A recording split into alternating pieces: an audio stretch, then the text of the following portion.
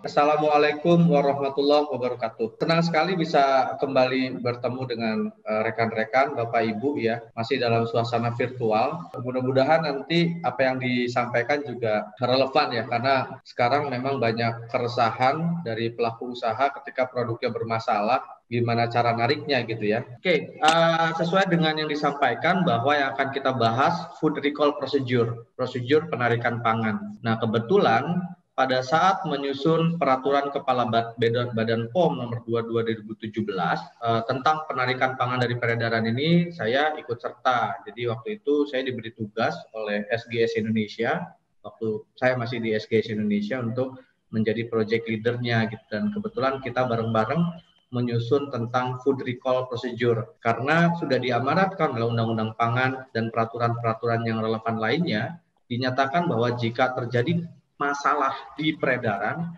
nah harus ditarik.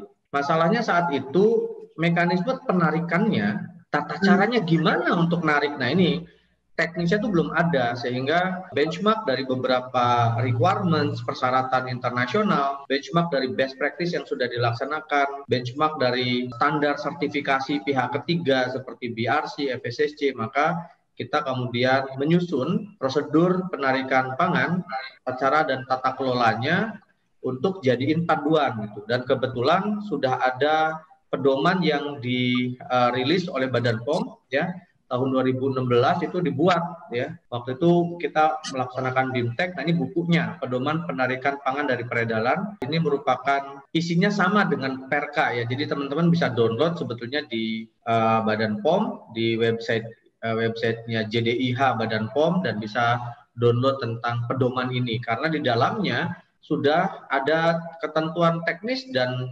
contoh-contoh yang bisa diimplementasikan gitu ya. Baik, tadi sudah disampaikan juga oleh Ibu Rina, Pak Widodo ya bahwa kok ada recall. Kenapa sih? Kenapa kemudian harus ada aturan gitu ya?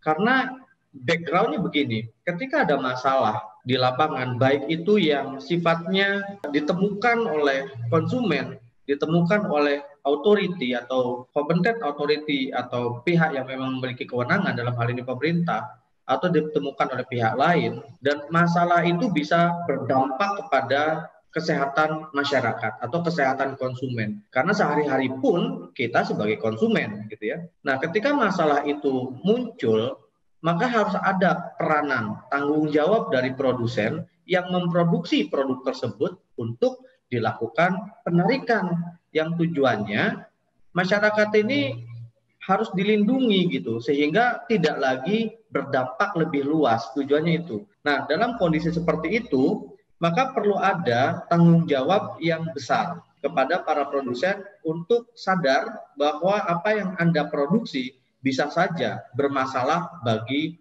orang banyak. Bisa saja menjadi mudarat yang bisa menyebabkan banyak orang sakit.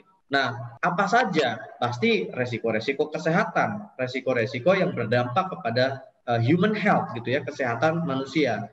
Karena dalam hal ini semakin berkembang ilmu teknologi, semakin juga peningkatan konsumsi makanan minuman cukup tinggi gitu ya, maka banyak sekali resiko-resiko yang ada di luar sana yang kita juga perlu proteksi gitu ya. Misalkan food fraud, penipuan-penipuan pangan ini semakin sekarang ya saat ini semakin meningkat gitu. Karena demand-nya tinggi, harganya tinggi, kemudian rantai pasokannya panjang, maka bisa jadi terjadilah pemalsuan-pemalsuan, substitusi gitu ya. Bisa jadi berpengaruh terhadap keamanan makanan kalau ternyata penipuan tersebut berdampak kepada hazard gitu ya, berdampak kepada food safety hazard. Ya, dan banyak hal yang bisa berpengaruh terhadap konsumsi makanan, baik itu makanan ecer, retail, maupun makanan yang kemudian disajikan secara langsung atau pangan siap saji. Nah, dengan kondisi seperti itu, maka apabila dalam peredaran pangan ditemukan ketidaksesuaian terhadap keamanan, food safety, mutu, quality, gizi atau nutrisi, serta labelnya yang salah, maka makanan tersebut harus ditarik dari peredaran. Nah, inilah latar belakangnya. Produk perikanan termasuk di dalam produk pangan. Jangan lupa gitu ya, bahwa fish, seafood, dan lain-lain adalah include in the food sector gitu. Sehingga dalam hal ini ketika nanti terjadi penarikan pangan yang terjadi di dalam negeri, maka produk perikanan pun harus mengikuti kaidah-kaidah ketentuan yang sudah ditetapkan. Nah, dalam hal ini kondisi di mana produk-produk perikanan yang mungkin ada di peredaran ya, yang diecerkan gitu ya, bisa jadi dari mulai ikan primary products gitu ya, ikannya saja atau pengolahan sederhana sampai dengan olahan lanjutan atau further process masuk di dalam kategori ini. Nah, nanti akan kita sama-sama simulasikan juga bagaimana ketika terjadi penarikan yang terjadi penarikan pangan karena ada kesalahan gitu ya di dalam negeri gitu ya. Karena tadi sendiri disampaikan oleh Pak Widodo, kalau di luar negeri begitu produk tersebut keluar dari port, dari pelabuhan, itu sudah menjadi tanggung jawab importir sebetulnya. Nah, ketika ada recall di luar negeri, misalkan di Amerika, karena produknya sudah terdistribusi ke retail, maka tanggung jawab pertama adalah importirnya. Baru nanti ketika sudah di-collecting, akan dikirimkan kembali ke Indonesia, ya, dikembalikan misalkan, keputusannya dikembalikan, maka disitulah kemudian peranan produsen, dalam hal ini UPI, ikut berperan gitu ya. Nah, tetapi kalau produknya belum selesai diinspeksi, kena detention ya, maksudnya kena penolakan, maka itu nggak masuk recall karena produknya kemudian dikembalikan ya, masuknya withdraw gitu. Jadi nanti akan dijelaskan juga apa beda recall dan apa beda withdrawal gitu, termasuk barangnya masih di gudang. Kalau masih di gudang kan tinggal di hold gitu ya, sehingga tidak lagi menjadi masalah ke depannya. Oke.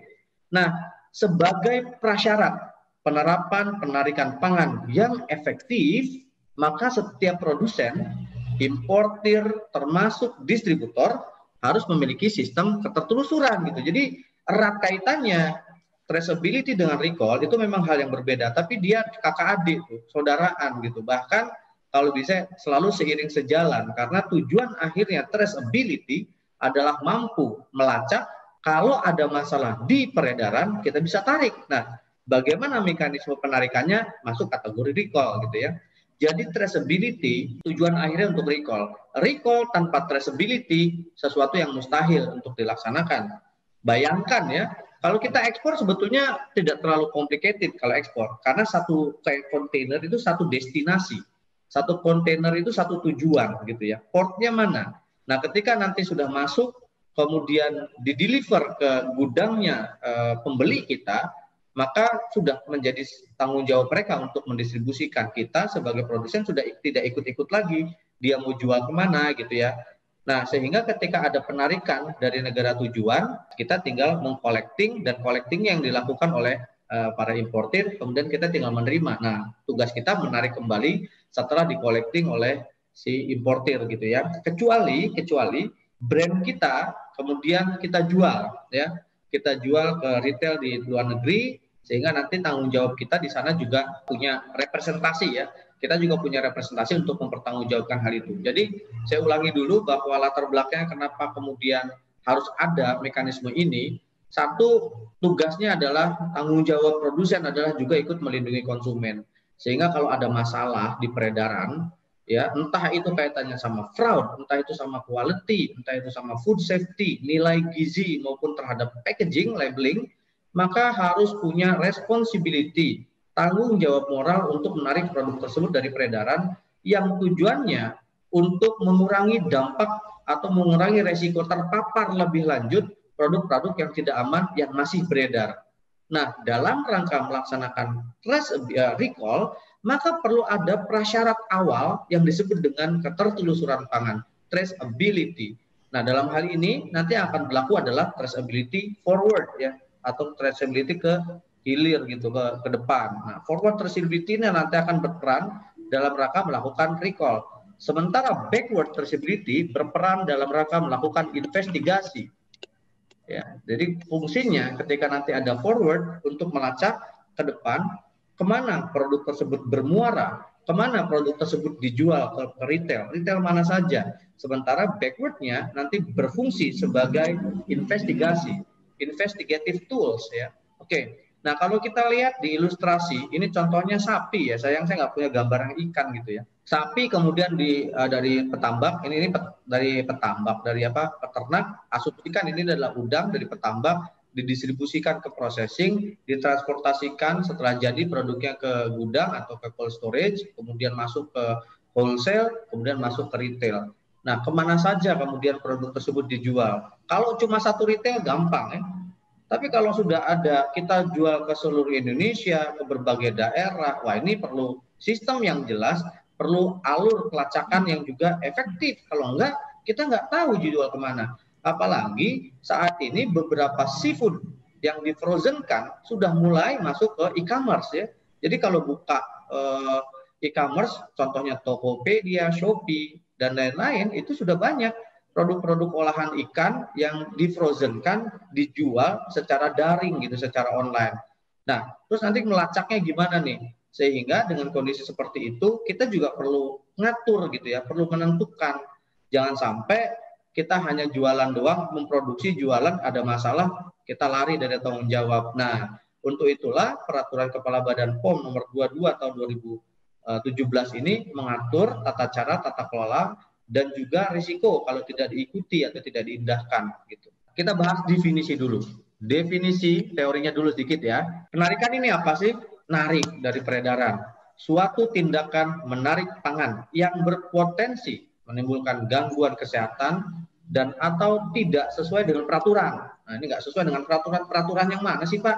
Peraturannya kan banyak, tergantung spesifik produknya apa.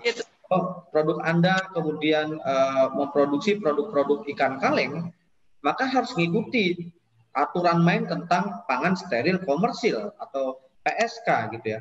Kalau produk Anda kemudian masuk ke dalam kategori makanan gizi khusus, maka juga harus masuk dalam kategori spesial produk yang nanti harus kendalikan ya. Kalau produk Anda kemudian produknya frozen ya mengikuti ketentuan yang memang ngacu ke keamanan minimal. Peraturan yang lain banyak ya, peraturan tentang bahan tambahan pangan, peraturan tentang pelabelan bahan tambahan, peraturan tentang penentuan umur simpan dan lain-lain sudah ditentukan. Sehingga dalam kondisi seperti itu, setiap pangan yang beredar, terutama pangan yang dijual ke retail, maka wajib memiliki izin edar. Ya, izin edarnya kemudian dikeluarkan oleh Badan POM jika izin edarnya dalam bentuk MD ya, makanan dalam negeri yang diproduksi di Indonesia. Tapi kalau kita impor, maka izin edarnya nanti namanya ML ya, makanan luar, MD sama ML. Nah, ini ketika kita sudah punya nomor registrasi, ketika terjadi masalah ini harus ditarik gitu ya. Nah, dari mana saja nariknya? Dari yang sudah dimiliki oleh konsumen. Gimana Pak orang udah dibeli gitu ya, nanti akan saya terangkan lebih lanjut. Gimana Pak nariknya, orang lagi dimakan atau ada di kulkasnya si konsumen gitu ya. Nah, ini nanti akan kita bahas lebih lanjut. Sehingga tujuan dibuatnya pedoman ini kemudian dibuat dan saya sosialisasikan di beberapa waktu lalu ya, udah berapa tahun lalu, 2017 lah kita mulai sosialisasi, termasuk saya juga bawa ke teman-teman di UPI ya pada saat kita laksanakan BIMTEK di lapangan di daerah-daerah. Tujuannya kan supaya nanti kalau ada masalah kita tinggal lihat, oh ya pedomannya tuh begini. Dan pedoman ini bisa juga digunakan bagi instansi pemerintah yang lain, karena yang akan nanti mengeluarkan surat penarikan tidak hanya Badan POM, ya bisa dinas kesehatan setempat, bisa kemudian institusi yang lain seperti BKIPM KKP punya, bisa jadi tools yang nanti mempush atau menekan para industri ya gitu ya, para UPI untuk bisa patuh terhadap ketentuan tersebut ya. Apalagi penarikan ini kemudian dijadikan sebagai mekanisme ya, prosedur yang harus ada di setiap persyaratan standar gitu. Jadi semua standar food safety, sertifikasi yang lain-lain itu pasti diminta perusahaan untuk membuat bagaimana tata cara recall. Diminta yang namanya prosedur recall gitu. Nah, bagi yang belum punya prosedur recall, sebetulnya gampang. Ngikuti ketentuan ini sudah bisa dinyatakan sebagai pemenuhan terhadap prosedur recall ya. Jadi pedomannya udah cukup lengkap, sebetulnya tinggal diikutin aja. Ya, bahkan beberapa perusahaan udah ngikuti formatnya, udah ngikuti alurnya, bahkan prosedurnya tuh udah mirip banget sama pedoman itu. Boleh nggak? Boleh-boleh aja. Karena justru pedoman ini dibuat memang untuk mempermudah. Ya, jadi kan belum punya, ya udah bikin aja, ngikuti aja.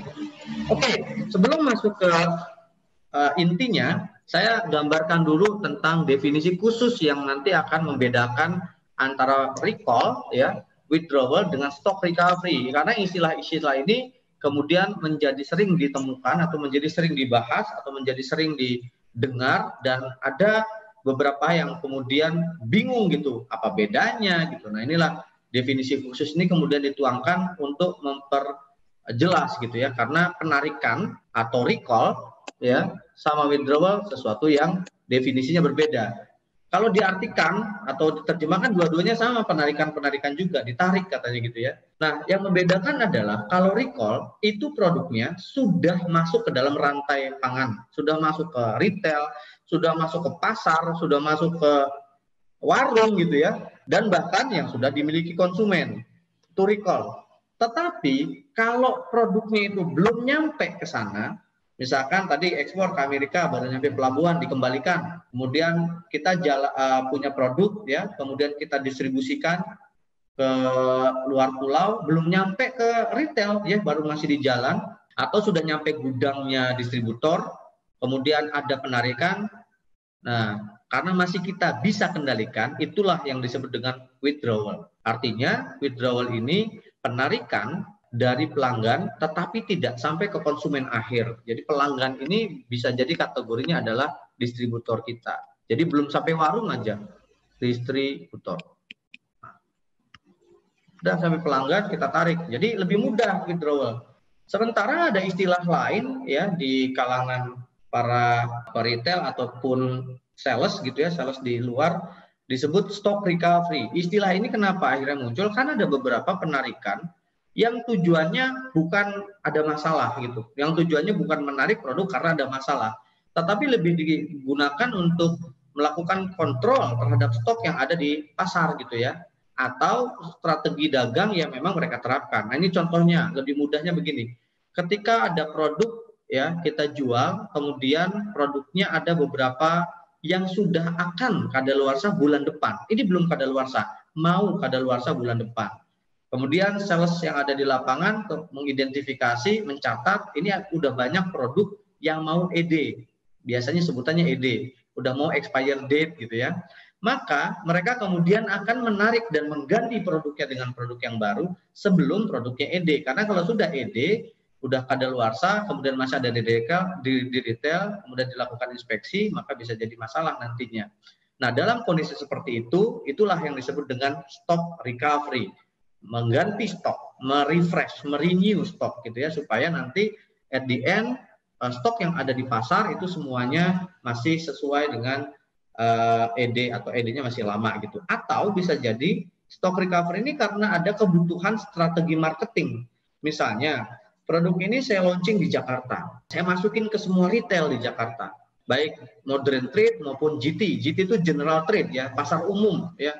Warung-warung tuh masuk GT, tapi kalau masuk ke minimarket, masuk ke supermarket besar, hypermarket itu namanya MT, modern trade ya. Jadi biasanya istilahnya di kalangan sales dan distributor disebut MT dan GT. Umpama kita sudah sebar MT dan GT di Jakarta, dan ternyata setelah kita launching 6 bulan lamanya tidak bergerak nih produk, artinya tidak ada signifikan respons dari pasar, sehingga harus dijual ke tempat lain. Kemudian kita analisa, ternyata mungkin dilempar ke Indonesia Timur, bisa jadi mungkin akan lebih baik. Akhirnya stok yang ada di Jakarta, Jabodetabek ini kita kumpulkan, kita lempar ke stok yang ada di kita lempar ke daerah lain. Itu juga namanya stock recovery ya.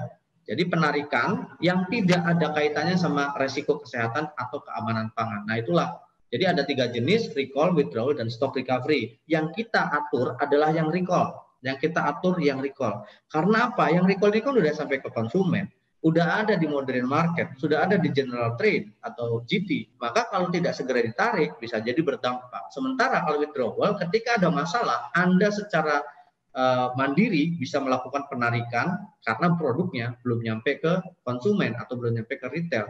Sementara stock recovery tidak ada hubungannya sama recall, tidak ada hubungannya sama penarikan yang bermasalah, lebih karena strategi market atau lebih karena memperbaharui stok yang ada di pasar. Jadi ini yang nanti harus dipahami. Jadi ketika nanti ada pertanyaan atau ada istilah yang, oh ini harus di withdraw nih, ini di recall nih, nggak ada bedaan ya definisinya. Kemudian dalam pedoman tersebut dibahas bahwa tujuannya, sekali lagi, apa tujuannya dibuat penarikan ini? Menghentikan sesegera mungkin, stop gitu ya. Stop, jangan dulu distribusi lagi, ini problem, udah tahu masalah, tetap aja didistribusikan gitu ya. Yang bisa membahayakan konsumen. Bahkan bisa jadi tidak memenuhi persyaratan-persyaratan yang ditetapkan, SNI gitu ya. Kemudian misalnya udah wajib SNI-nya nggak dipakai gitu, atau ada masalah gitu, atau tidak memenuhi persyaratan label yang berpotensi tidak aman, dan memberitahukan secara efektif kepada instansi yang terkait, produsen, konsumen, importir gitu. Gimana cara informasinya? Siapa yang harus diberikan informasi tersebut? Ya, jangan sampai kemudian menjadi konsumsi publik beredar liar di media sosial yang ujungnya bisa jadi hoax gitu.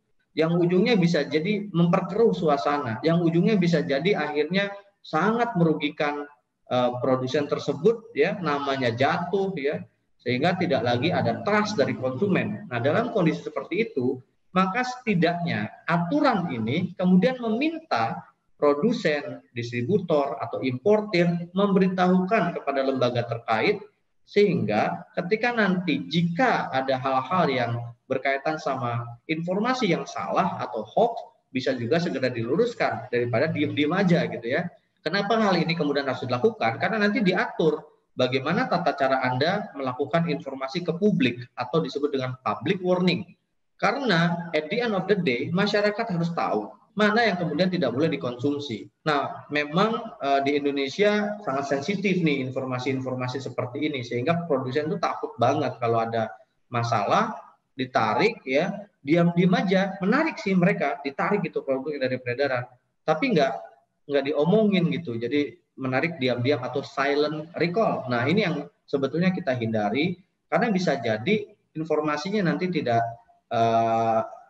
tidak lengkap, jadinya melebar kemana-mana, jadinya liar gitu informasinya ya. Nah, ruang lingkup untuk peredaran ini bisa jadi untuk produk yang beredar di dalam negeri, berasal dari produk pangan dalam negeri atau MD, pangan impor atau ML, termasuk PIRT, pangan segar maupun pangan impor, serta pangan ekspor yang mengalami masalah di negara tujuan ekspor. Ya, ini yang tadi dibahas, karena sebagian besar UPI di Indonesia memang ekspor gitu ya. Ketika ada masalah di negara tujuan, gimana caranya? Gimana tata kelolanya? Dalam hal ini, negara hadir untuk melindungi, untuk meluruskan informasi. Dan kalau memang ada kesalahan yang terjadi secara internal di perusahaan tersebut, ya harus diinformasikan dan diperbaiki. Sehingga di sini butuhlah transparansi gitu ya. Butuhlah informasi yang transparan. Jangan sampai ketika ada masalah menghubungi pemerintah gitu dalam ini KKP, tapi kita juga nggak mau ngomong kenapanya gitu. Coba minta tolong dulu Pak, bantu, kita lagi ada masalah nih. Nah, ini yang akhirnya jadi problem gitu ya. Problemnya akhirnya pemerintah kita juga nggak paham, sehingga corrective actionnya bisa jadi nggak cocok, bisa jadi nggak sesuai gitu. Nah, termasuk PIRT, karena PIRT ini juga pangan yang didistribusikan, cuma pengawasannya nanti di dinas kesehatan terkait gitu aja. Kemudian kalau dari informasi penarikan pangan ini ada beberapa klasifikasi. Nah, umumnya ya yang kita adopsi menjadi peraturan adalah ada 2 kategori berdasarkan inisiatif pelaksanaannya. Jadi recall ini tergantung inisiatifnya dari mana. 2 kategori ini, pertama disebut dengan mandatory recall, wajib ya. Dua-duanya harus ditarik sebetulnya nih, tapi yang pertama ini sebutannya mandatory, adalah penarikan peredaran yang dilakukan atas perintah pemerintah, dalam hal ini misalkan Badan POM, karena ada hal-hal yang ditemukan di lapangan sehingga pemerintah perlu kemudian melakukan penarikan dengan menginformasikan kepada produsen terkait, ini loh barangmu masalah di peredaran, tarik. Nah, itu namanya mandatory recall. Sementara kalau inisiatifnya dari internal perusahaan tersebut ya, misalnya ternyata pada saat memproduksi makanan di pabrik kemudian ketemu ada masalah gitu, Lah, produknya udah terlanjur dikirim. Misalnya kan ada pembacaan, salah baca analisa lab gitu ya. Mekanisme rilis produk udah dilakukan. Setiap produk yang mau dijual sudah dicek ya. Dari sisi organoleptik, mikrobiologi maupun ujian pengujian yang lain. Ternyata hasil pengujian labnya misalnya nih ya, hasil pengujian labnya salah baca ya, dan kita baru sadar ketika produk tersebut sudah dirilis. Nah, sebagai produsen yang bertanggung jawab, Anda kudu melakukan recall. Ketika inisiatifnya datang dari industri, datang dari produsen, maka itulah yang disebut dengan voluntary recall. Penarikan pangan dari peredaran yang diprakarsai oleh produsen, importir, dan distributor. Jadi yang bedain cuma inisiatifnya. Kalau OTT, ketangkep tangan, mandatory. Kalau kita sadar bahwa ada masalah, voluntary. Nah, inilah yang kemudian menjadi penting untuk dipahami oleh para produsen. Kalau kenanya mandatory, ini bisa jadi negatif exposure, ya, bisa jadi presiden buruk, bisa jadi image yang nggak bagus, karena ada masalah di lapangan, Anda nggak tahu, kemudian ditemukan sama pihak berwenang, bisa jadi juga sama masyarakat yang kemudian melaporkan ke otoritas dan diinvestigasi betul masalah tersebut confirm, maka ketika terjadi mandatory recall resikonya itu ya. Tetapi dengan voluntary recall ini sebetulnya itikat baik perusahaan ini bisa jadi menjadi value lebih. Memang secara kesiapan mental di Indonesia mungkin masih perlu waktu karena kita masih senang banget percaya sama hoax gitu, sama informasi-informasi yang sebetulnya berasal dari sumber yang tidak terpercaya. Nah, saya coba bandingkan dengan apa yang kita cek di websitenya FDA. Jadi di Amerika recall itu sering, bukan enggak ya, sering banget malahan. Tetapi cara mereka kemudian melakukan recall, kemudian menginformasikan kepada konsumen itu melalui public website, public warning dari FDA gitu ya. Misalkan ini saya saya live lihat di websitenya, teman-teman bisa lihat recall market withdrawal and safety alert di www.fda.gov. Di sini semua informasi recall ada, dari mulai food, obat dan lain-lain ya. Jadi di sana di Amerika recall itu sudah biasa dan masyarakat sudah tidak lagi menjadi awkward atau ketakutan gitu ya, karena materialnya bisa jadi dikonsumsi dan bisa jadi menjadi sakit. Sehingga produsen di sana lebih baik melakukan voluntary recall dibandingkan mandatory recall. Kenapa? Dengan voluntary recall artinya perusahaan ini punya itikat baik untuk menarik produk pangan dari peredaran sebagai bentuk tanggung jawab untuk menghentikan peredaran produk yang bermasalah. Sehingga dalam hal ini bentuk responsibility-nya si produsen ya kemudian menginformasikan ke konsumen, dan konsumen cukup memberikan apresiasi gitu, dibandingkan ketemu masalah di lapangan. Nah, itu bisa jadi jatuh citranya ya. Oke, kita lihat di sini misalkan kita cek produknya apa. Nah, ini kan macam-macam, kita sorting di food and beverage, semua update ya. Ini terupdate adalah tahun 2020 tanggal 22 Oktober. Jadi baru kemarin. Setiap kali ada informasi terus-menerus diposting ya. Contohnya Spice Hunter, Spice and Blend apa ya yang itu pet food. Ini termasuk pet food juga masuk dalam kategori penarikan gitu ya. Misal contohnya di sini Commercial Mexicana International Recall Tropic Assorted Fruit Jelly Bag. Di sini dijelaskan ya, bahkan ditulis nih. Ditulis di sini, Commercial Mexicana menarik produk yang berpotensi menyebabkan choking hazard. Choking hazard itu physical hazard ya, tersedak gitu ya, mengandung seaweed extract dan teridentifikasi ada potensi benda asing, choking hazard, entah apa ini nggak dijelaskan, terhadap anak-anak karena produknya ini memang untuk anak-anak. Nah, di sini ditulis, tidak ada insiden yang terjadi ya, tetapi potensi ini ditemukan selama pemeriksaan rutin oleh New York Department. Nah, kalau ini masuk kategori mandatory recall nih. Dia dapat inspeksi, ini mandatory recall. Kemudian dinotis bahwa inilah beberapa produk yang kemudian menjadi masalah, produk-produknya dengan best before-nya berapa cup ya, berapa banyak gitu ya. Kemudian di sini ditulis juga spesifik produknya, UPC number tuh barcode ya, UPC adalah barcode number. Nah, di sini ditulis, dijelaskan bahwa jika Anda membeli produk ini, jangan dimakan, tolong jangan dikasih ke anak-anak, kembalikanlah ke toko di mana Anda beli, atau buang saja ya ke dalam tempat sampah yang secure gitu ya. Informasi yang nanti perlu disampaikan di sini, produk fotonya ini. Nah, ini kan jelly. Nah, jadi fotonya juga dipajang gitu loh. Bagi mereka ya memang harus menotifikasi hal ini kepada konsumen sehingga konsumen juga punya informasi yang transparan, bukan bermaksud untuk menjatuhkan. Tetapi kalau informasi ini keluarnya bukan di websitenya FDA, bisa jadi liar gitu. Sehingga semuanya bisa di-verify. Oke, ini yang mandatory contoh ya. Nah, ini contoh lain yang voluntary, tadi saya lihat. Nah, ini voluntary. Company announcement. Jadi kalau voluntary memang pengumumannya dari perusahaan. Red Monkey Foods ya melakukan secara volunteer penarikan produk organik parsley ya sebagai bagian dari inisiasi recall. Oke. Masalahnya adalah salmonella. Nah, potensinya salmonella.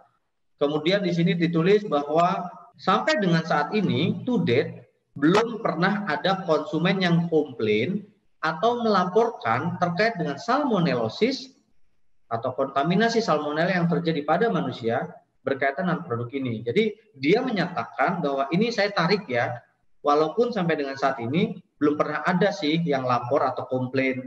Cuma kami berinisiatif untuk melakukan penarikan untuk tersebar lebih lanjut untuk sebagai jaminan atau perlindungan terhadap konsumen.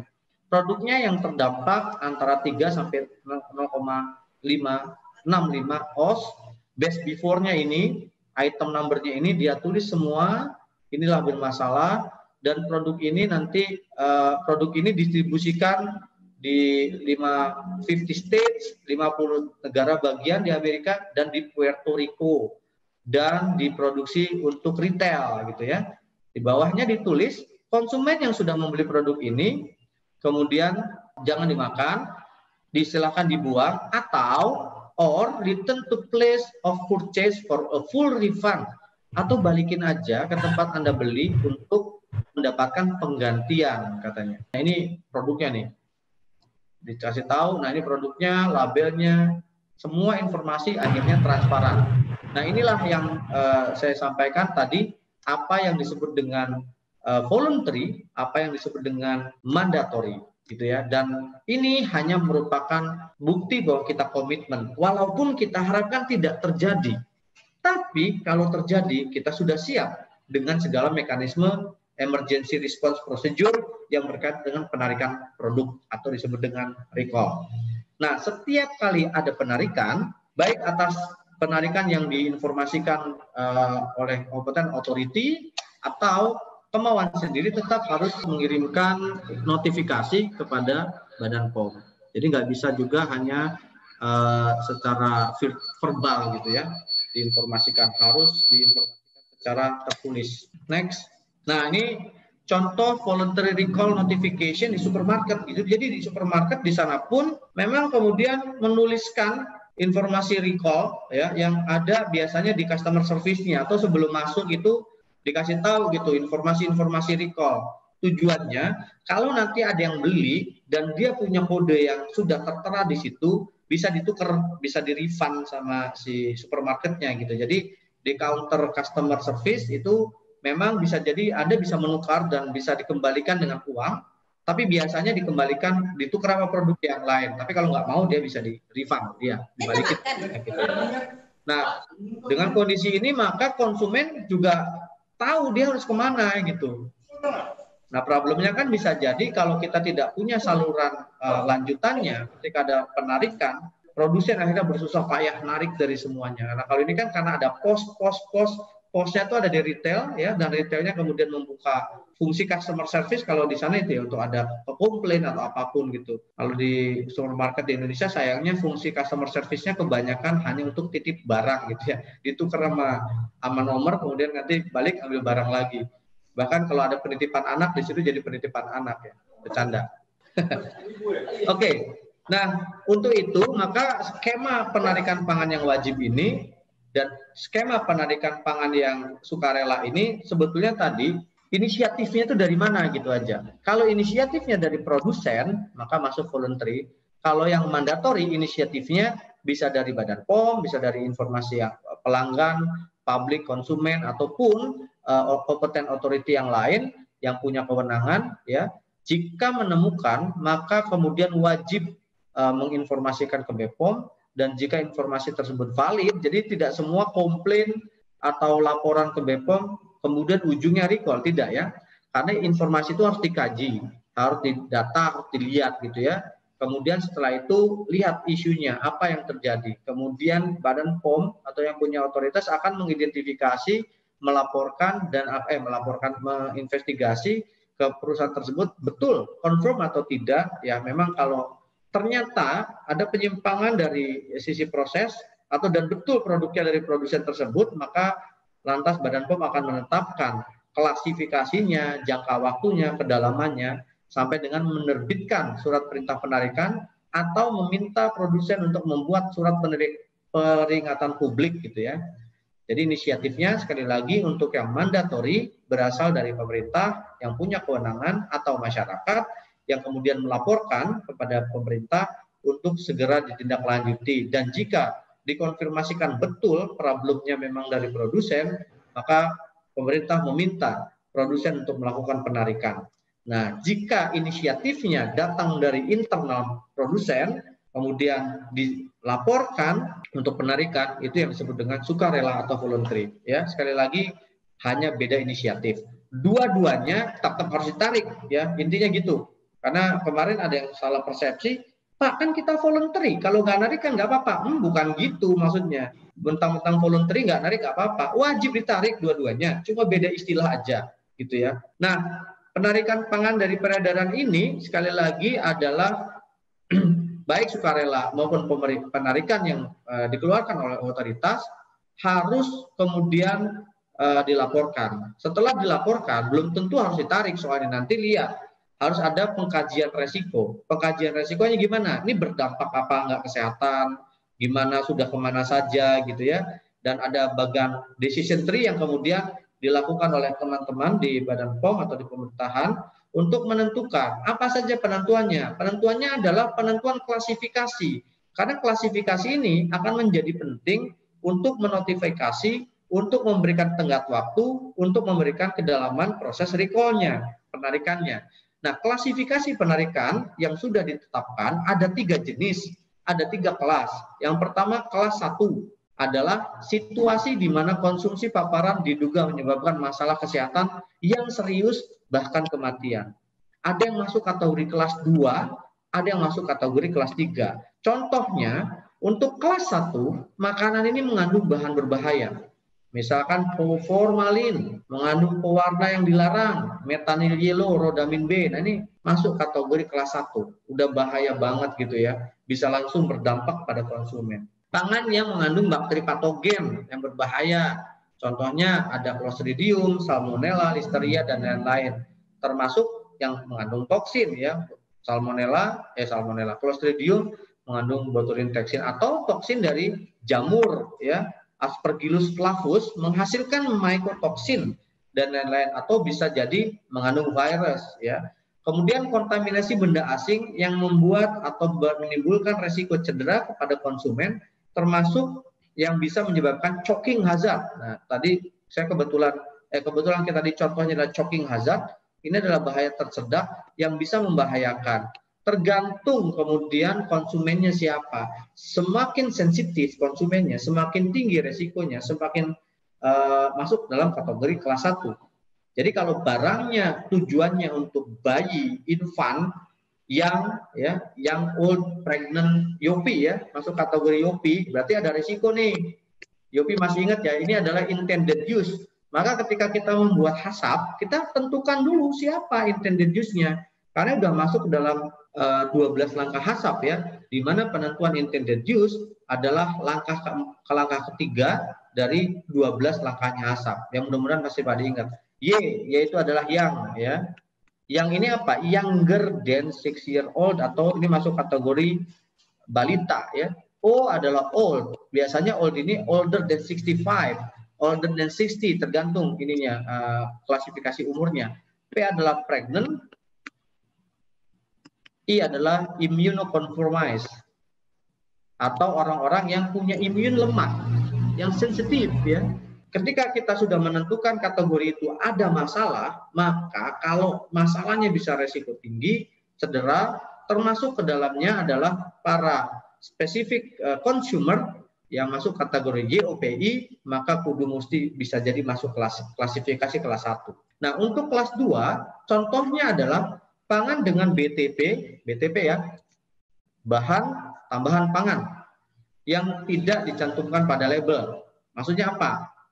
Nah, kita pakai siklamat misalkan pemanis buatan, nggak ditulis, tulisannya gula gitu aja. Karena kan sama-sama manis, Pak. Beda. Gula sama pemanis buatan, artificial sweetener itu masuk dalam BTP yang ada batasan gitu ya. Kemudian BTP-nya dicantumkan mengandung siklamat gitu tadi, dicantumkan.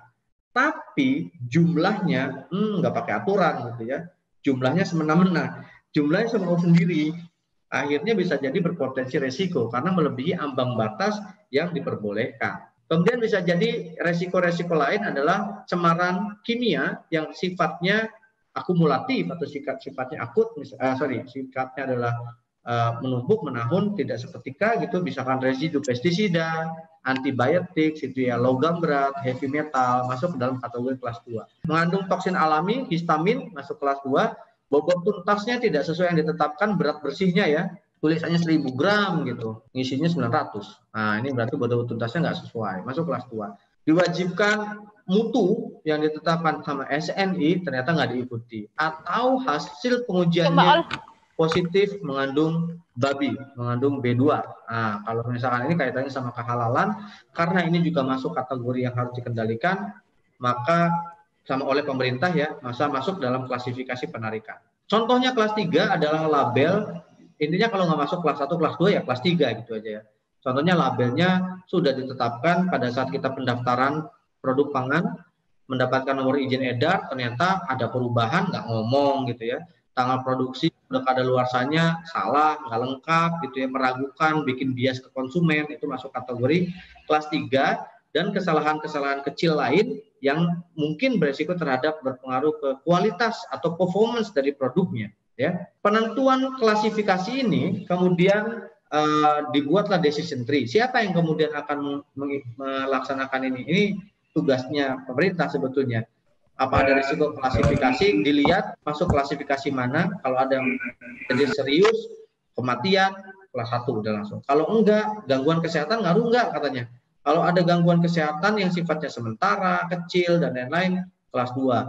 Kalau tidak ada resiko gangguan kesehatan, apakah mengandung babi atau enggak? Kalau mengandung babi, kelas 2. Kalau enggak mengandung babi, apakah masuk SNI-nya sesuai tidak? Kalau wajib SNI kemudian tidak sesuai, kelas 2. Tapi kalau tidak sesuai dengan peraturan perundangan lain dan lain-lain, bisa masuk kelas 3. Kalau semuanya tidak ada masalah, ya nggak perlu ditarik gitu ya. Wah, nggak ada masalah sih semuanya Pak, ya sudah, kenapa harus ditarik itu? Karena ada misinformasi Pak. Oh ya sudah, kalau tidak ada problem ya tidak perlu ditarik ya. Dengan catatan bahwa informasi tersebut harus transparan dan lengkap. Sehingga dalam melaksanakan investigasi atau pelaporannya ke Badan POM, pelaku usaha, industri harus betul-betul transparan di sini. Why? Kenapa? Apa sebabnya? Nah, untuk melaksanakan investigatif, untuk mencari root cause analysis, untuk mencari tahu asal muasal masalahnya dari mana, kita perlu data telusur, kita perlu data tracing, kita perlu data backward, kita perlu melaksanakan mekanisme traceability ini dulu. Nah, nanti kemana dia dijual, kita perlu data tracking, atau yang disebut dengan forward, tadi sudah disampaikan sekilasnya. Kemana barang itu dijual. Nah, pada saat penentuan klasifikasi, melakukan investigasi, ini yang dilakukan dulu. Jadi berfungsilah traceability system kita. Tarik. Oh iya, oke. Kalau kita nggak ada catatan atau nggak ada record yang lengkap, ketika ada masalah kita udah nggak bisa ngapa-ngapain. Aduh, nggak tahu dah. Akhirnya kan Udah suka-suka deh ditarik deh, karena kita juga nggak bisa melakukan investigasi, tidak bisa melakukan penelusuran lanjutan gitu ya. Ujungnya apa? Ujungnya adalah kita nggak pernah punya mekanisme bagaimana melaksanakan perbaikan yang berkelanjutan atau yang disebut dengan continual improvement gitu ya. Jadi alur penarikan pangan dari peredaran ini, informasi kemudian didapatkan dari mana? Bisa jadi dari internal perusahaan, bisa dari eksternal. Internal perusahaan namanya voluntary gitu ya. Kalau eksternal namanya mandatory. Nah, informasi ini tidak lantas serta-merta kemudian dibuat klasifikasi atau lantas ada perintah penarikan. Ini harus dikaji dulu, kajian resiko apa saja untuk menentukan klasifikasi kedalamannya. Klasifikasi atau kedalaman ini untuk penarikannya sampai sejauh mana gitu ya. Kelas 1, 2, apa 3. Terus untuk menentukan jangka waktu dalam rangka menentukan klasifikasi kelas 1, kelas 2, kelas 3 ini barulah dibuat surat perintah penerbitan penarikan, recall notification. Jangka waktunya ketika sudah ditentukan klasifikasi kelas 1, 2, dan 3, kelas 1 ini wajib ditarik 14 hari kalender. Kalender. 14 hari kalender. Nggak ada hari kerja, berarti dihitung Minggu, Sabtu dihitung. Sabtu, Minggu, tanggal merah dihitung. Dan kalau kelas 1, kudu musti wajib ya diterbitkan surat perintah penanganan publik atau public warning yang tadi ada di website FDA, itu adalah bentuk dari public warning. Gimana tata caranya nanti kita akan bahas. Kelas 2, paling lambat 30 hari kalender, ini nggak perlu public warning. Tidak perlu public warning. Jadi informasikan secara internal, secara langsung ke Badan POM, dan Badan POM tidak akan meminta, atau otoritas tidak akan meminta Anda untuk menaruhkan informasi ke publik. Yang penting tarik. Ya. Nah, sementara untuk kelas 3, 60 hari kalender. Jadi sekali lagi, harinya bukan hari kerja, tapi hari kalender. Contoh public warning, ya ini adalah template-nya sudah ada di Perka ya, template-nya, apa yang harus dilakukan, bagaimana, kontaknya seperti apa, ini contohnya gitu ya. Sehingga nanti kita tinggal ngikutin aja contoh ini. Kalau misalkan ya amit-amit Anda mengalami masalah dan wajib melakukan public warning karena kelas penarikannya masuk klasifikasi kelas 1 gitu ya. Wajib diinformasikan secara menyeluruh kepada masyarakat di mana produk tersebut dijual atau distribusikan. Kalau kita nasional ya harus cakupannya nasional gitu ya. Kalau kita daerah ya udah pakai media lokal boleh gitu ya.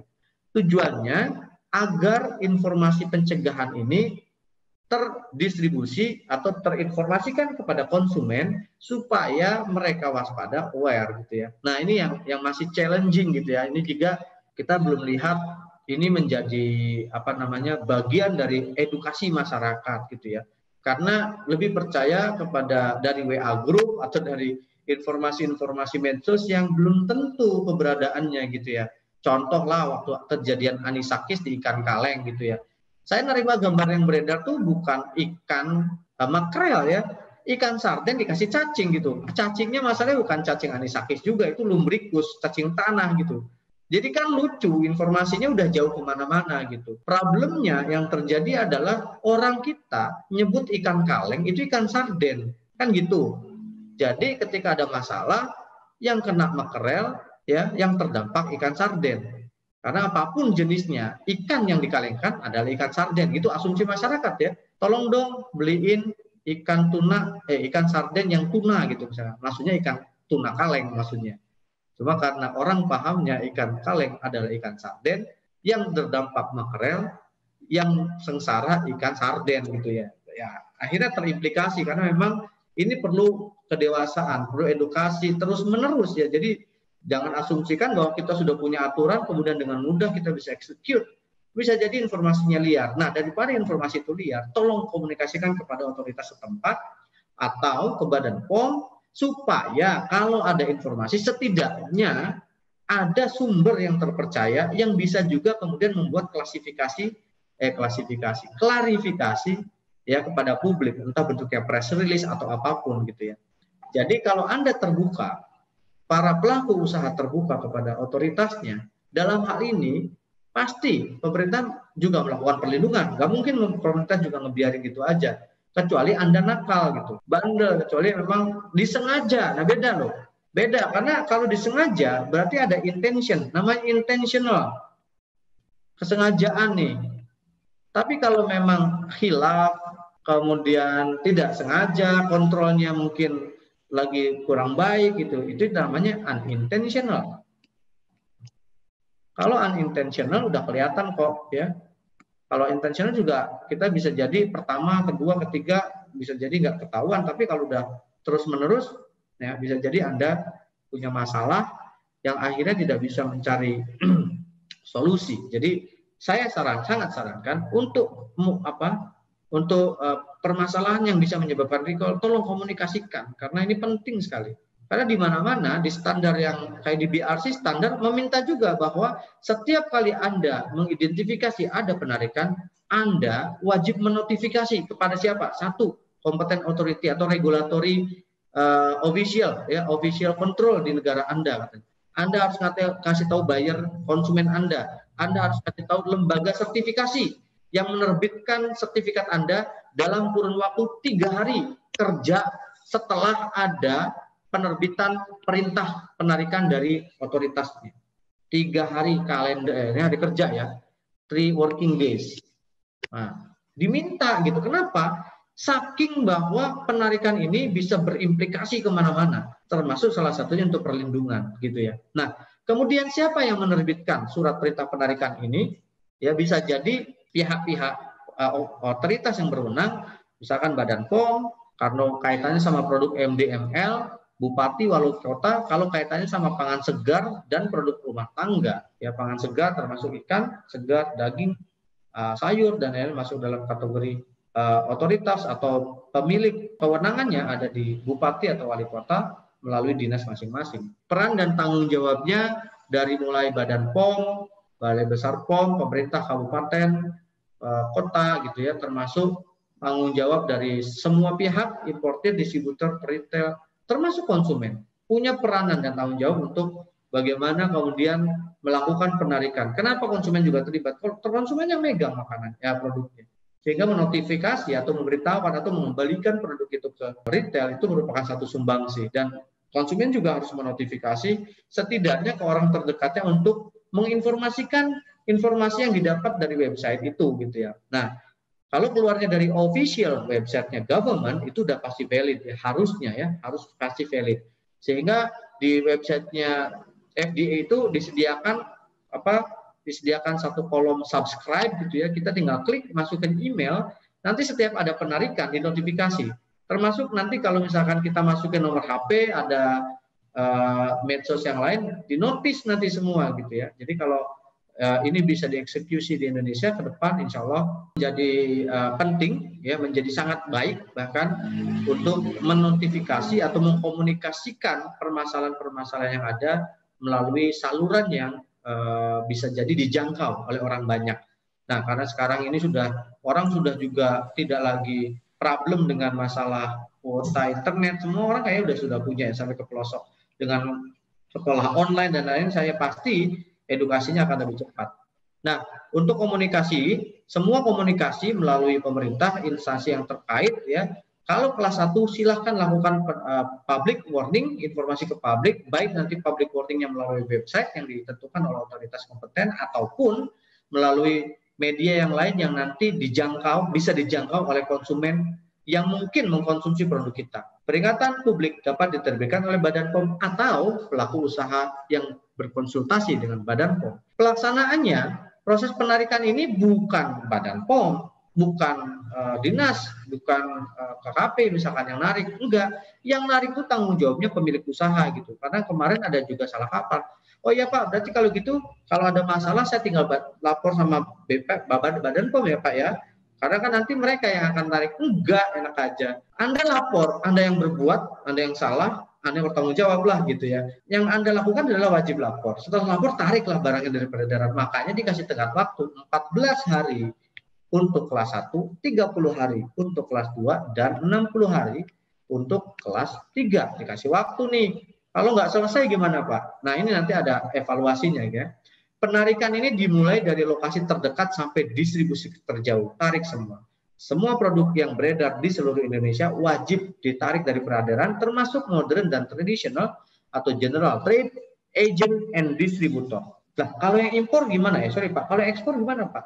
Ya ditariknya setelah nanti dikumpulkan, di-collecting dari para pembeli di sana, atau di sana bisanya wholesale ya, atau buyer kita bisa jadi retail, bisa jadi wholesale. Kalau produk tersebut masuk ke retail, maka si retail itu yang akan kemudian menarik semuanya, termasuk notifikasi ya, retailnya dikumpulkan, ya collecting produknya. Setelah collecting produknya nanti baru di discharge atau di dispose ya, tergantung kalau dia memang keputusannya di dispose, dibuang atau dimusnahkan ya, di dispose gitu. Bisa jadi keputusannya adalah harus di reship back gitu ya. Tergantung nih kesepakatannya seperti apa. Nah, kalau nanti jatuhnya ship back, dipasarkan kembali ke negara asalnya, maka inilah yang kemudian nanti mekanismenya harus ada ketentuan impor, termasuk nanti izin masuk kembali dan kawan-kawannya. Dan nanti berkaitan dengan hal tersebut ya, Anda melaporkan kejadiannya dan siap menarik. Setelah nanti nyampe di Indonesia baru dikarantina, baru diinvestigasi lagi untuk problemnya apa ya, karena bisa jadi reasonnya tidak akan kita temukan atau buktinya kita melakukan recheck lagi nggak ketemu Pak ya, karena kalau otoritas ya ketika melaksanakan pengujian samplingnya positif itu sudah disclaimer, nggak bisa diklaim bahwa pemerintah salah ya. Pemerintah melakukan, atau misalkan FDA nih contohnya, dia ngambil sampel satu sampel aja udah kena katanya, apalagi kalau ngambilnya 10 gitu, karena itu teori probabilitas ya, teori peluang. Dari 1.000 populasi cuma diambil satu, kebetulan kena gitu. Sehingga nanti tatuannya adalah 1/1000, 4/1000. Nah, untuk itulah kemudian pemerintah dalam hal ini FDA setelah rejection, dia udah nggak mau lagi pusing, gua reject, udah selesai, tarik tuh barangnya, atau saya menyatakan bahwa ini masuk klasifikasi kelas 1, notice gitu.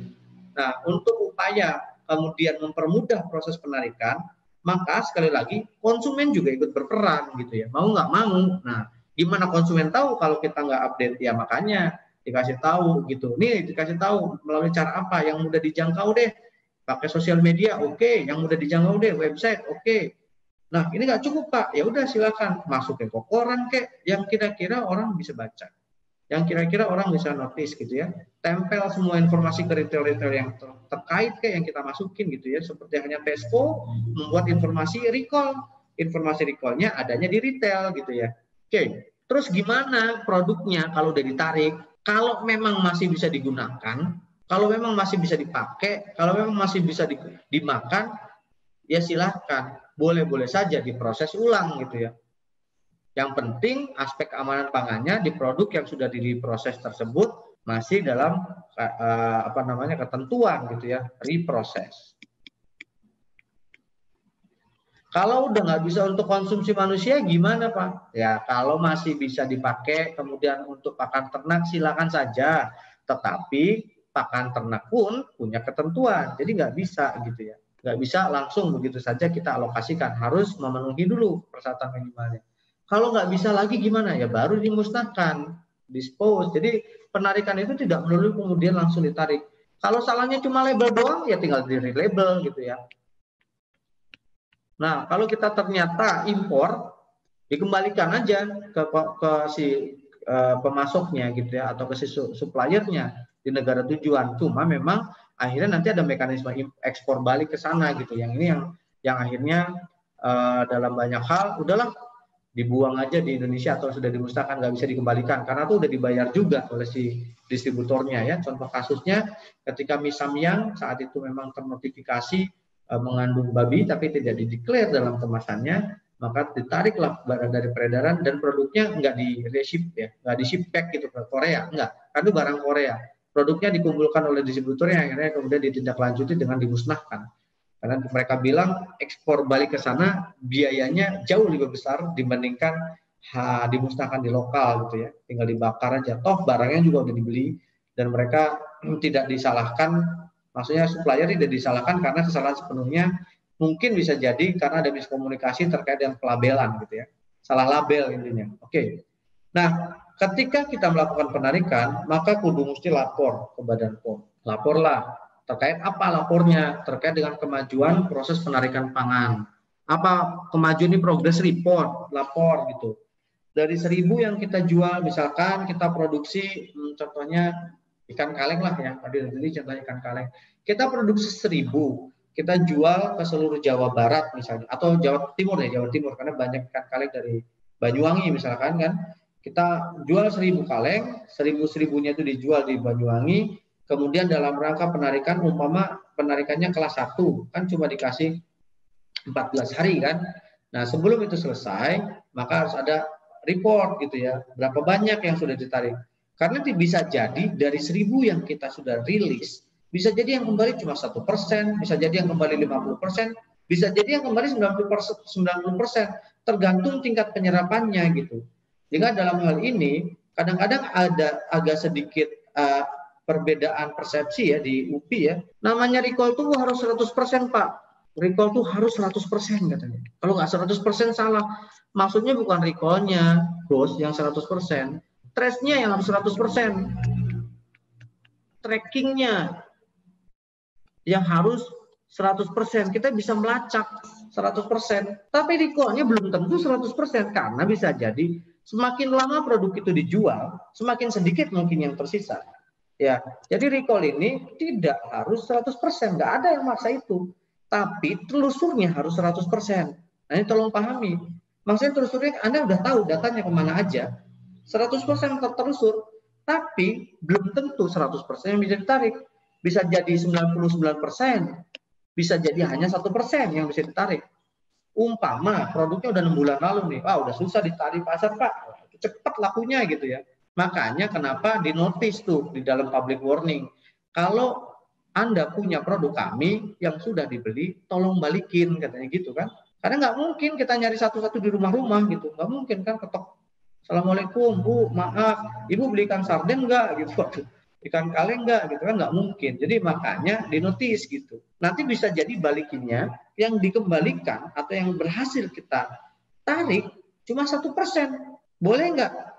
Ya nggak ada kewajiban, nggak ada cara lain karena memang monitoring dan evaluasinya nanti akan dilakukan oleh teman-teman di Badan POM atau di dinas gitu ya. Setelah itu nanti dievaluasi kan, monitoring itu apa? Ya dilihat, maksudnya di pasar gimana, masih ada nggak barang itu. Kalau sudah kedalaman penarikannya sudah selesai, penarikannya juga sudah dilaporkan, kemudian kita atau Badan POM atau otoritas masih melihat ada produk yang sama, bisa jadi dikasih surat cinta balik gitu, dikasih surat teguran lagi gitu. Sehingga apabila hasil monitoring evaluasi menurunkan penarikan pangan di lapangan udah oke, udah kelar, udah bagus, maka dikeluarkanlah SP3, surat penghentian penarikan pangan dari peredaran.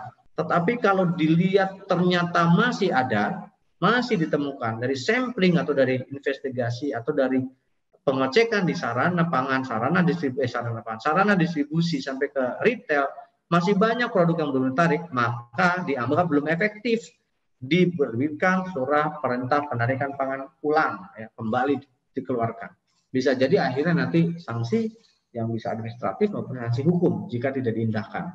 Apa sanksinya? Apa kemudian konsekuensinya? Penghentian penarikan pangan dilakukan apabila semua tindakan yang dilakukan sudah oke, apabila jumlah yang ditangan sudah sesuai dengan yang dilaporkan, dan harus ada tindakan koreksi bagaimana mencegah masalah tersebut ke depan. Pemberitahuan secara tertulis bahwa penarikan pangan dihentikan diterbitkan oleh Badan POM kepada para produsen, importir, dan distributor. Kasih bahwa sudah selesai, kasus ditutup ya. Tapi tetap filenya atau informasinya tetap akan diposting sehingga bisa jadi untuk mendapat menjadi reference ya, menjadi referensi bagi masyarakat bahwa oh ini udah selesai nih masalahnya. Jadi ada awal harus juga diakhiri gitu ya. Oke, summary dari food recall step tadi yang saya gambarkan. Yang pertama, pada saat ada masalah pangan yang sudah beredar, identifikasi masalahnya dari inisiatifnya dulu dari mana. Kalau inisiatifnya dari Badan POM, temuan, informasi dari pelanggan, informasi dari konsumen, dan lain-lain, atau aduan masyarakat, jika memang confirm itu bermasalah, maka disebutlah mandatory recall, inisiatif pertama. Tetapi kalau inisiatifnya datang dari internal perusahaan, karena punya rasa tanggung jawab dan ingin melindungi dan memberikan yang terbaik untuk masyarakat, maka selanjutnya disebut dengan voluntary recall. Kemudian Badan POM dan otoritas terkait akan mengkonfirmasikan, mengidentifikasi, melakukan analisa resiko, parah enggak gitu ya, untuk menentukan klasifikasinya.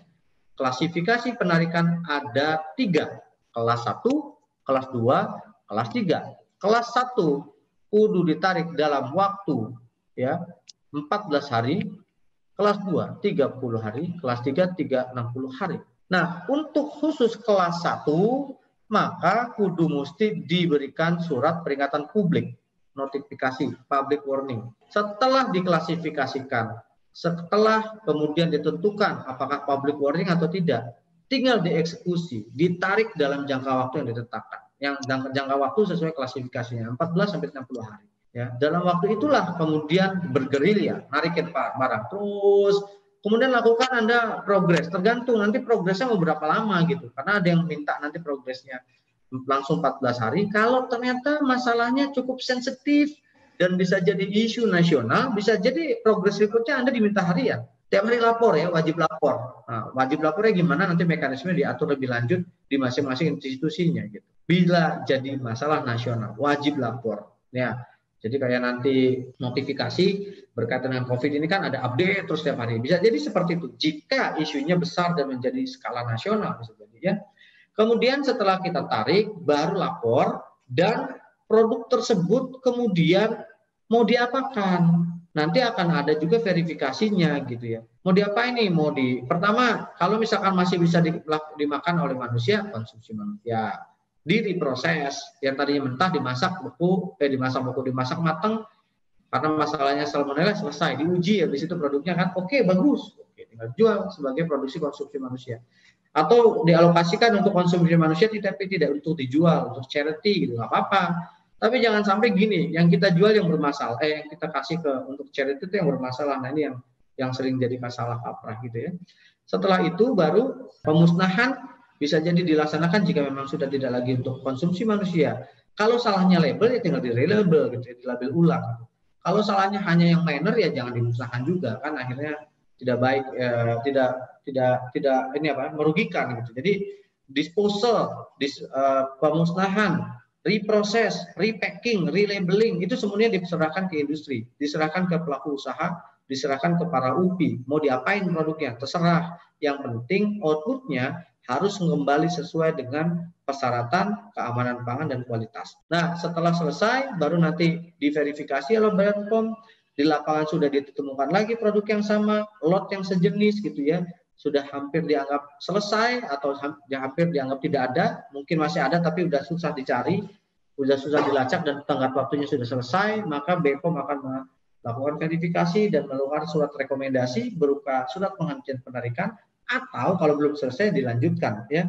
Untuk melaksanakan itu tentu saja nanti siap-siap kena sanksi. Sanksinya apa ya sesuai dengan kesalahan yang nanti bisa diakses langsung ke Badan POM kalau misalkan ada sanksi gitu ya. Setelah kita menetapkan prosedur yang seperti tadi, kemudian diminta oleh berbagai standar Anda untuk melakukan simulasi. Jadi kalau ada apa-apa beneran kejadian, kita udah siap. Bila mana ada problem, kita sudah punya prosedur, kita sudah punya pengalaman dalam rangka penarikan, sehingga kita sudah bisa lebih siap. Jadi ini prosedur yang tidak diharapkan terjadi, tetapi kalau terjadi kita sudah punya mekanisme itu sih ya, bukan suuzon bukan. Jadi ini lebih ke waspada, mawas diri gitu ya. Kita udah punya. Sama halnya dengan emergency response terhadap suatu risiko kecelakaan, risiko kebakaran, risiko tsunami dan lain ada mitigasi. Ada mitigasi itu kemudian kita sudah siap belum kalau ada kejadian itu. Mock recall inilah yang kemudian diminta. Istilahnya mock recall ya, simulasi. Ini diminta untuk mengetahui sejauh mana sistem ini dapat berjalan dengan baik jika terjadi penarikan. Gimana caranya? Apa masalahnya? Jika ditemukan adanya kesulitan, kegagalan atau hambatan selama proses mock recall, nah ini bisa jadi untuk acuan. Jadi nanti kalau terjadi recall sebenar-benarnya udah punya strategi yang tepat. Karena kan ini menghubungi semua pihak ya. Kita harus menghubungi supplier harus menghubungi supplier, distributor menghubungi wholesale agen menghubungi ecernya gitu ya, ke warung dan lain-lain. Maka benar-benar harus terlibat. Nah, untuk melakukan penarikan inilah harus disimulasikan. Dan ini sudah menjadi persyaratan baik di beberapa standar internasional atau standar sertifikasi, misalkan FSSC, BRC, SQF, udah ada dan diminta sekurang-kurangnya sekali dalam setahun mock recall-nya. Nah, ini adalah contoh mock recall. Form mock recall contohnya udah ada sebetulnya, formnya sudah ada.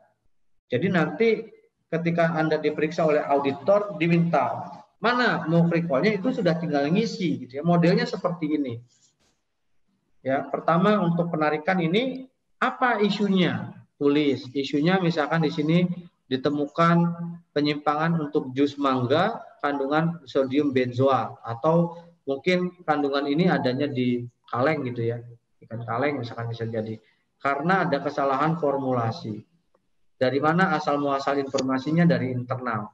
Nah, ini yang disebut dengan voluntary. Ya, ternyata ada kesalahan. Jadi harus ditulis dalam mock recall ini apa isunya dan informasinya dari mana, sehingga untuk menentukan dia masuk kategori voluntary atau mandatory. Baru diinformasikan kembali lebih rinci, mereknya apa ya, seger bingit misalnya, jus mangga seger bingit, kemasannya berapa, per botol 200 ml, 10 kali 250 ml, jenis kemasannya apa, lot number berapa, kadaluarsa, nomor izin edar kalau ada, diproduksi di mana, berapa jumlahnya. Nah, ini yang diproduksi, contohnya di sini adalah 7.520 karton, yang udah terkirim 1.000, yang masih tersisa 6.520. Tersisa di gudang. Berarti sebetulnya yang ditarik cuma ini aja nih yang ditarik nih, 1.000 yang ditarik. Ya, 1.000 inilah yang nanti wajib dilacak. Kemana dia bermuara? Yang 6.000 kan ada di gudang. Ya udah, cicingin aja, diemin aja di situ. Nanti kalau misalnya dimusnahkan ya nanti bareng-bareng ya. Tindak lanjutnya adalah dimusnahkan, rencananya begitu. Kemudian lacaklah mulai distribusinya. Wah, kita lacak. Ternyata distribusinya itu yang sudah terkirim seperti ini gitu ya. Ini nomor surat jalannya. Yang tersisa di peritel yang ada di, kita kemudian melakukan pelacakan lagi, yang tersisa di tingkat peritel segini gitu. Dari hasil pelacakan kemudian kita bikin neraca. Bikin neraca ini adalah berapa persen akhirnya yang bisa ditarik. Nah, tadi yang diproduksi 7.520. Yang sudah dijual 7.100. Yang sudah dijual, distribusikan. Yang tersisa di tingkat retail ada 70, yang dikembalikan 14 nih. Ternyata kalau kita hitung total barang yang tidak dapat ditarik yang sudah terserap 4,5%, alias 336 karton yang nggak bisa ditarik, yang bisa ditarik 7.184, yang terdiri dari ya 6.520 di gudang, jadi ini tinggal di pemusnahannya nanti bareng, dan yang sisanya masih ada di distributor dan yang masih ada di jalan gitu ya. Nah, inilah nanti akhir dari laporan mock recall, harus menuliskan berapa barang yang bisa ditarik dan waktu, timing activity-nya. Nah, timing nanti kemudian ditulis di sini. Rangkuman waktu simulasi penarikan. Mulai jam berapa? Misalkan mulainya tanggal bulan tahun 1/1/19, mulai jam 10 gitu ya, terus sampai nanti terakhir jam berapa konfirmasi akhirnya. Bisa jadi total waktunya 24 jam, bisa ada di 50 jam, atau bisa jadi 7 hari, tergantung luasannya gitu ya. Dan ini nggak ada batasan waktu ya untuk melakukan simulasi. Silahkan, karena kalau nanti ada sebenar-benarnya penarikan, kalau dia kelas 1 kan 14 hari, kita bisa nggak 14 hari kita tarik gitu ya. 30 hari atau 60 hari, tergantung kelasnya. Maka biasanya saya sarankan dalam rangka berlatih, Anda lakukan dulu deh semaksimal mungkin berapa banyak yang bisa ditarik dan berapa lama itu bisa ditarik gitu ya. Jadi kesimpulannya untuk mock recall, informasi yang pertama adalah berapa barang yang bisa ditarik dan berapa lama proses simulasi dilaksanakan. Jadi jumlah dan waktu. Ini kesimpulan akhirnya. ketika kita melakukan simulasi penarikan. Yang seringkali tuh saya periksa, ditanya, udah melakukan mock recall? Sudah Pak, lihat barangnya. Barangnya masih di gudang Pak. Nah itu salah, jangan simulasinya jangan barang yang di gudang. Simulasinya yang sudah terkirim, atau kombinasi lah. Seperti ini kan kombinasi. Ada yang di gudang, ada yang sudah terkirim gitu. Jadi kita bisa tarik 100% Pak, karena barangnya ada di gudang. Kalau itu mah telusur itu. Forward traceability, bukan recall. Recall itu sekali lagi yang narik produk yang udah ada di pasar. Nah, dalam hal ini kan pura-pura narik. Mock itu kan simulasi pura-pura. Hanya menginformasikan jumlah sisa barangnya berapa yang ada di pasar yang nanti kita bisa ditarik. Gitu. Kalau ada masalah ya tinggal ditarik gitu ya. Oke, jadi itu akhir dari simulasi, dan referensinya Anda bisa kemudian sourcing dari mulai US FDA, Uni Eropa, dari New Zealand termasuk PRKB POM dan ISO 22005 tentang traceability in the food chain yang dirilis tahun 2007.